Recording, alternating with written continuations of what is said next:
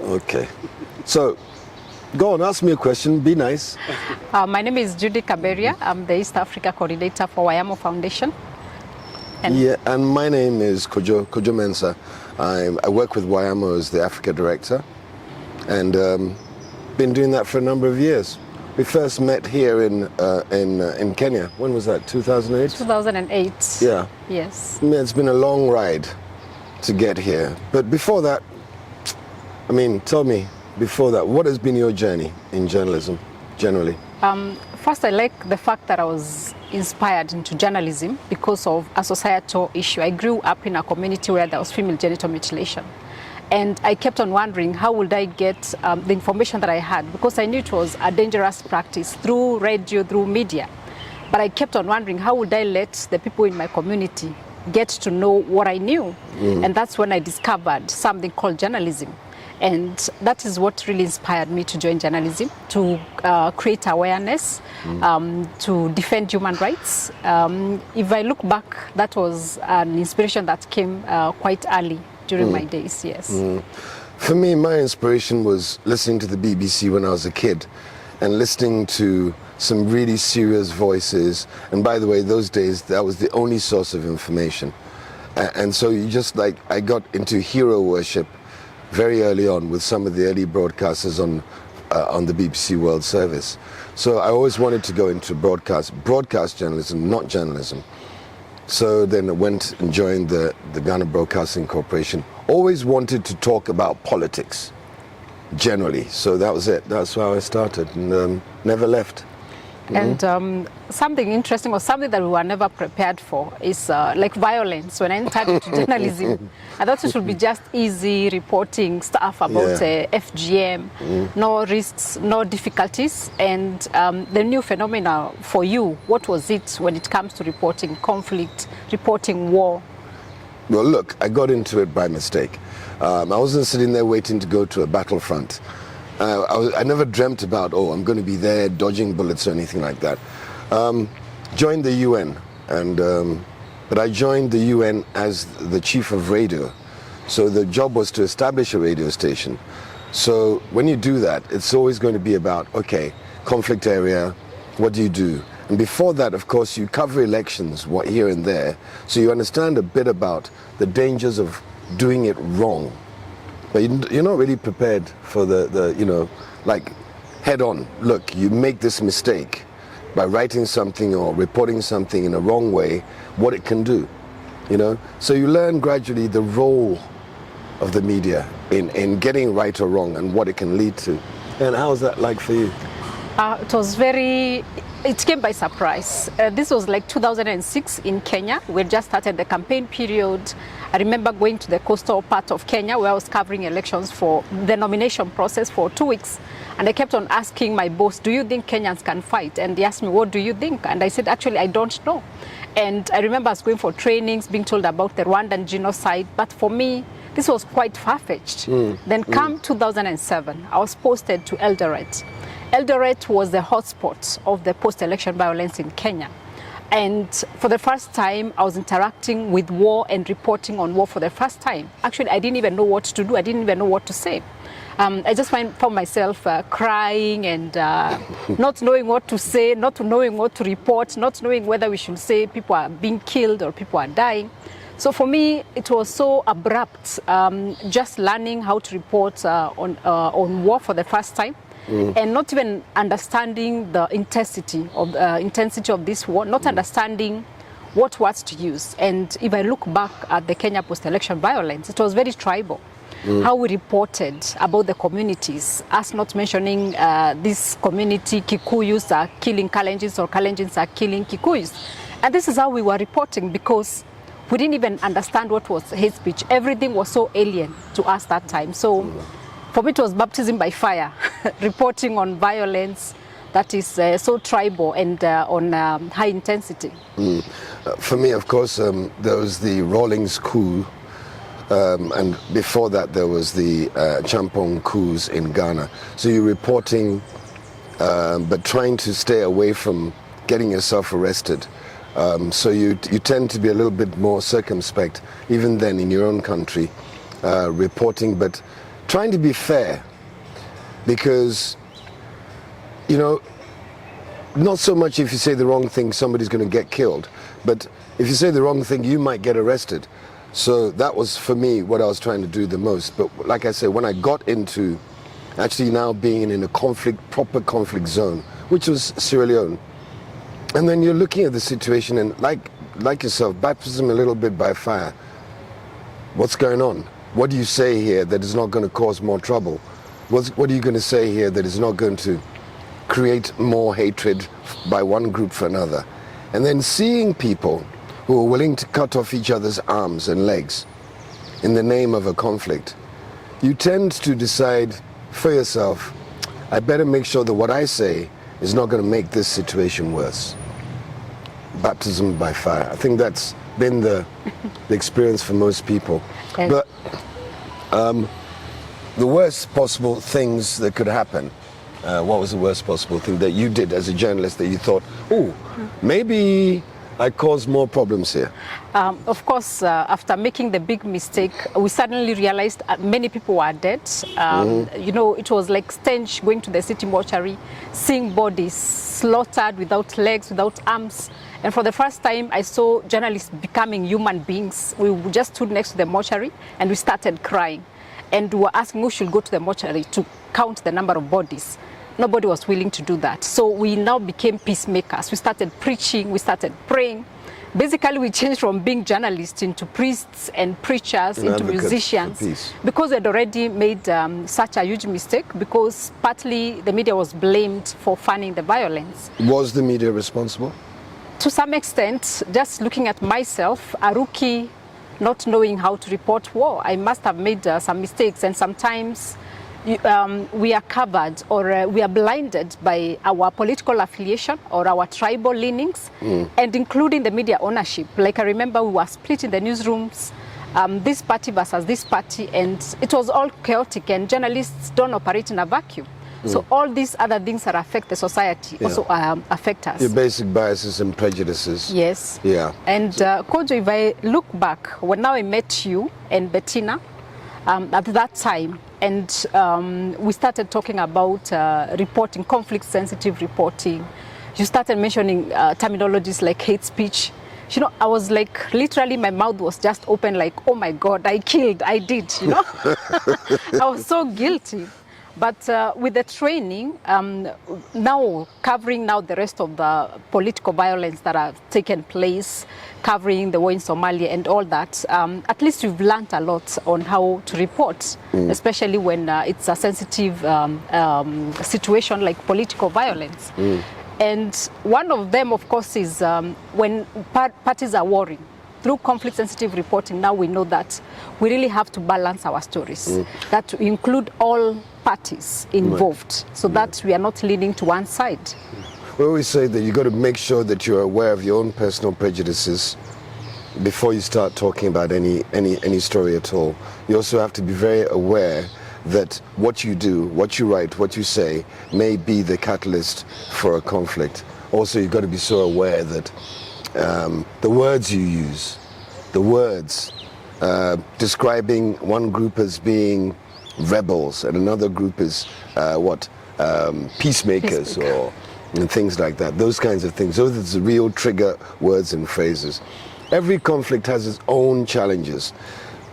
I want to ask you, for example, if you're reporting something in Eldoret, which is a bit more tribal and a bit more sensitive, would you do the same thing in, say, for example, at Nairobi? Or it's just across the board, the type of reportage is the same for you when you're doing conflict stuff? When doing conflict stuff, Kenya is a very tribal country. So we have to be sensitive with the words that we use and how we report. Of course, having learned the hard way and having interacted with you, of course, and Bettina, then we have to realize the situation that we are reporting in. And after the 2007 post-election violence, we've had other pockets of violence during elections, and the reporting has been totally different. We don't report, for example, if a community attacks another community, we don't say community A attacked community B. So all this, we've been able to learn a lot on how to balance the stories, on how to avoid branding some communities as like whether it's terrorists, even Kenya is prone to terrorism again. So these are things that we've learned, the terminologies that we use and how we blame any of the warring parties. Yes. I remember coming to your newsroom, and I saw pressure. Everybody's at their computer. You're even talking to them, and like, we came to do training, but like it was like there's a group of people, but they didn't even have time for us, even when we were trying to train them. And I always thought that kind of pressure, and I felt that pressure again when I was in the library, everywhere else. The newsroom pressure. How does that affect maybe sometimes even the way we get stuff done? Your boss says, "Hey, I need the story out now," and you've got half the story. What do? Do you go with what you've got, or you say, "Hey, let me get the other side, because there's another side to this," or you say, "Let me do this side, and maybe I'll come back and do a follow-up story"? What's the call? Sometimes I switch off my phone and take off, and it's a real incident that happened when the ICC cases were happening at The Hague. There were recanting witnesses, and my boss was asking me, "Can you get the details of the recount?" But I was given this information in confidential, and when I shared the information, it was like, "This is the top story. This is our top story." And he kept on telling me, write the story. And I knew what it meant to disclose information that is not public. And I knew disclosing that information, what it meant to that particular witness. Their homes could be attacked, their family members could be attacked. And because of that, I switched off my phone. I only came back when I knew it was safe for me to report and how to report it. Right. But I can tell you there's a lot of pressure, political pressure, societal pressure. And sometimes we've made mistakes because of that pressure. But luckily for me, having gone through the training with the Wayamo Foundation, having learned so much about conflict-sensitive reporting, issues of hate speech, issues of objectivity, and how we cover sensitive issues that concern peace, stability, justice, and accountability for international crimes, I was always keen never to repeat the mistakes that I repeated when I didn't know about coverage of conflict situations. I remember, this is something I always tell students. I always recount a story of an incident in Sierra Leone. I think I'd been there for like 3 days. And Freetown was pretty messy still. And then I'm sitting down with you. And then I see a young boy running towards me. And I think that he's got his hands behind his back. And he's running, and he's very happy, smiling, and he runs up to us with his friends, and they stand around us, and then we just took out some small coins for them, just like, hi. And then I realized that this boy can't take the money from me, because he has no hands. And I think that was the day that I realized that if we don't get this right, if we don't say the right things at the right times, and we're not sensitive, this is what happens to human beings. This guy was about 13 or 12. I remember it so vividly. And it was like the moment where I said, we got to do this right. And understanding the role of the media. Do journalists today, do you think that they understand their role, how significant their role is? I think not entirely. To some extent they do understand. The only challenge that we have is that when there's conflict situation, a lot of times people find it like it's far-fetched, and so they're caught off guard. And a lot of times initially they make mistakes, but as this situation progresses with time they get to know. But one of the things that I've actually realized is that we never learn about personal safety, especially when we are caught in conflict situations. And during the coverage of the ICC cases that were quite highly politicized, that witnesses died, that so many victims had died, if there's anything that I knew, it's the personal safety. And the best way to be safe is, of course, to remain objective, to try and balance our stories, to try and ensure we are talking to each and every party that is involved in that case. Then that way, it's very hard for you to be told you are leaning to one side or you are leaning to that side. You're not branded as maybe a sympathizer of the ICC or a sympathizer of the defense or any other party. I think that is one of the ways. The second one I really tried to do was to spread the risk. Sometimes we love exclusivity. And we really want to shine that she's the only one with the story. But I learned you can go 6 feet under with the exclusivity. Say that again. You did what? Spread the risk. You spread the risk. I mean, that's a new conflict-sensitive strategy that we perhaps should be bringing into our training. Spread the risk. I like it. Yeah, because you could be there with the exclusive story and you're shining, but 2 days after you're 6 feet under, you know that your maker's already called you. So, I learned don't stick to that exclusivity, so that you're not the only one into focus. When you have a very big story, and because our role as journalists, our passion as journalists is to get the story out, is to see that impact in that society, is to get justice and to get that perpetrator punished. So it's not about you shining with the story, but it's actually you doing that story to make a difference. And that is why I don't think you should die with having your own personal story. You put your life at risk and you do not get this information out. Right. Yes. So the challenge is for a journalist to be not selfish, to spread the risk when necessary, but also be sensitive to the reality that what they write, what they publish can cause a problem. Yes, and also it's always good to be in touch with the different NGOs or organizations that support journalists, because apart from them being there to evacuate you or take you on asylum, at least they can even give you advice, a defense mechanism. How should you approach this story? Do you need your byline on the story? Do you need a pseudonym, or how do you approach that story? So I found that very supportive, because as you know, the Kenyan cases were highly politicized, and there was need for us to continue refreshing how we remain safety. Should journalists, I mean, I have my own answer, but should journalists actually be reporting the conflict at all? Should they just stay away from reporting any of the issues and just, or what is the role of the journalist? I mean, let's be clear. Should they be advocates for peace, or should they just report the facts? I think, can you imagine the war is happening and journalists are not reporting anything? By the time we ever get to know, it's like maybe half of the population is dead. So it's very important that journalists report and give the true picture of what is happening. The number of people dead, the killings that are happening. But what is important is the sensitivity. It's how they approach the entire story, by ensuring they're not fanning the violence, by ensuring that they become the shoulder to lean on in times of crisis. Because in times of crisis, we need a voice of reason. And I see the media as the voice of reason, a voice that reports to make things better, a voice that reports to bring peace, to bring stability, a voice that reports to ensure those that are perpetrating the violence face justice.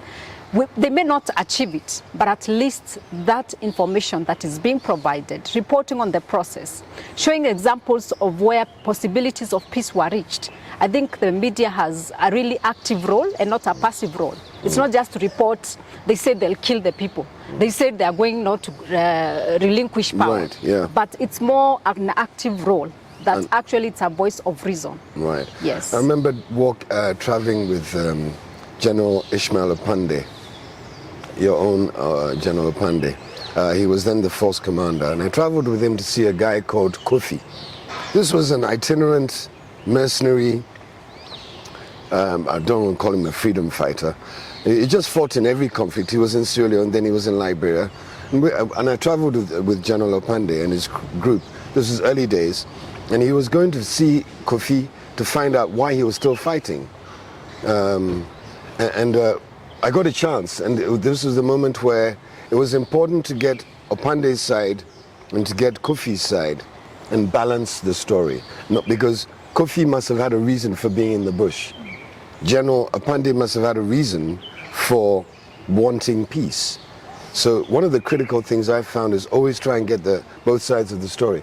Don't pretend you know the other side, or you can define the reason why somebody's causing trouble. It might be irritating to you that he's causing trouble, but putting it on record, it actually makes him feel, okay, my voice is being heard as well. And that's one of the critical elements I find with conflict-sensitive journalism, that sometimes we don't get the opportunity to get those both sides. And you might say, but they're the ones who are killing most people, so you should not report on them. But it's critical that you do. Not that they might not be understood, but it doesn't really matter. Their voice is also heard. That might even soften their approach going forward, that, oh yeah, what we're saying is also being heard. For you, politicians, how do you deal with them? do we report what they say? It's good to hear them out, but of course, you with sensitivities that are attached. No, politicians are politicians, and they make political statements. And even where matters are very serious, they still take the extreme of a political stance. But one of the things that I've always learned the hard way is for me not to become a judge, not to become a witness, not to become a defense lawyer. But are you a censor? Yes, I'm a censor. I can sense. But the worst thing I realize when reporting, sometimes you can decide this one I think is a criminal. Based on the pieces of information you put. Okay, do you have permission to say, the man has made a statement, but I'm not going to publish that statement, but they're his words. Why would you not publish his words? Because some of them are hate speech, some of them could flare the conflict again. And that's where now you really have to make a personal judgment as a journalist. And that's why we are saying we are active, not passive listeners or watching, just a photocopying machine that just listen and write. But it's where we look for information and analyze the information and ask yourself, is this really important for me to report? And how should I even report this information? So that's why I'm saying as journalists, we really have to sift through and decide what is really not going to make the situation worse than it is. And with politicians, there's a lot of pressure from the politicians. There's threat to your life, that you can die, that you can disappear. It's not easy. And that's why I'm saying sometimes that's now when we need to think about how do we remain safe, especially where you are. And when you look at a conflict situation, you are not dealing with ordinary people most of the time. You are dealing with generals, you are dealing with the president, you are dealing with the prime ministers, you are dealing with very powerful people. So this is why we cannot just approach it lightly. And that's why having a support mechanism and being prepared, because people have died. People have been killed. Journalists have been killed. Yeah, are newsrooms ready for that sort of stuff? Do newsrooms even understand that their journalists are in the firing line and could become targets? The normal newsroom, does it feel that way? Like, the editors are guiding you, go this way, don't go this way. Do you find that? Are the newsrooms doing that? And this is why Wayamu wants to continue doing what it does. Unfortunately, many newsrooms don't do that. They don't prepare the journalists to that level. And this is why we are having these gatherings, training the journalists, trying to show them how to remain safe, trying to make them understand the risk, trying to make them understand why we are talking about conflict-sensitive reporting. Because in a normal newsroom, you know, I've told you when I went to cover violence, I didn't even know how to protect myself. I was, you just yap and yap. And the editor is interested with the story. The media house is interested with you breaking the news. So a lot of times they don't think about the personal safety of the journalist, and they don't even think about the experience. And that's why I think NGOs such as Wayamo Foundation and the rest really need to continue supporting the journalists in this journey. And you know, these journalists, as they report, they have personal struggles. Their families are affected by war. Themselves have gone through very nasty journeys. And that's why creating that platform that we bring them together, not to just think about their work, but also to give them a platform to tell their own personal stories, is very essential when you're talking about conflict-sensitive reporting in war situations.